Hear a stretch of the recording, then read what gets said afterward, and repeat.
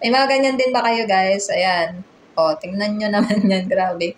Ang lapad ng noo.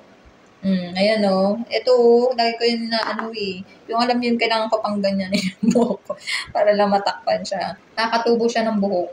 Ayan o, katulad niyan. Ito, ang kapal nun dito. Pero pagdating dito, halos wala. Hindi mo na makita.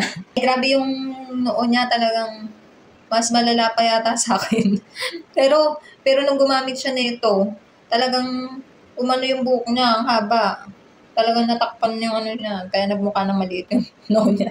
Excited na ako gumamit na itong ano na to, lapit natin yung itong Hosoku Minoxidil. Kasi sobrang trending to guys, na nakakapagpaano daw siya ng ng bango, ng buhok.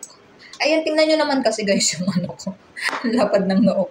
Tingnan nyo naman yan. No. Ayan o, tingnan nyo. May mga ganito rin ba kayo? Oh. May mga ganyan din ba kayo guys? Ayan. O, tingnan nyo naman yan. Grabe. Ang lapad ng noo. Ayan o. Ito, lagi ko yun na yung alam yun, kailangan ko pang ganyan yung buhok ko para lang matakpan siya. Tapos alam nyo guys, may napanood kasi ko nito guys na grabe yung noo niya, talagang mas malala pa yata sa akin.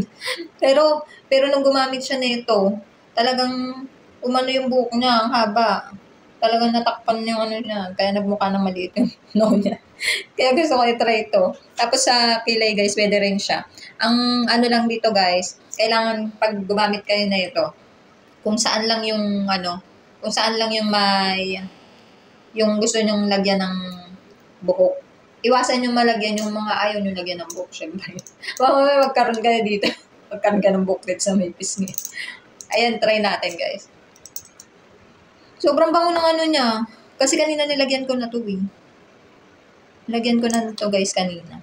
Tapos, hanggang ngayon parang namoy ko pa rin yung oil niya. Pero pinantigawa. Nabawala. Ayan o.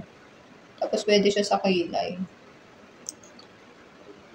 Basta kapag nilagay nyo talaga siya guys, maayos. Baka mamaya kung saan nyo malagyan ng pati sa kilay. Pero hindi muna, mamaya na ako maglalagay dito. Sa kilay ng bonggang-bongga. Kasi magilamos pa ako Ayan o, kasi magilamos pa ako bago matulog.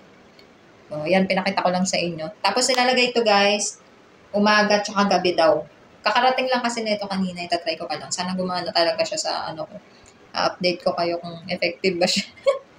Kasi, dami ko nakita nito na talagang effect daw talaga. Wala na yung buhok. Effect daw talaga to. Yung kilay ko guys, ano naman siya, makapal naman siya.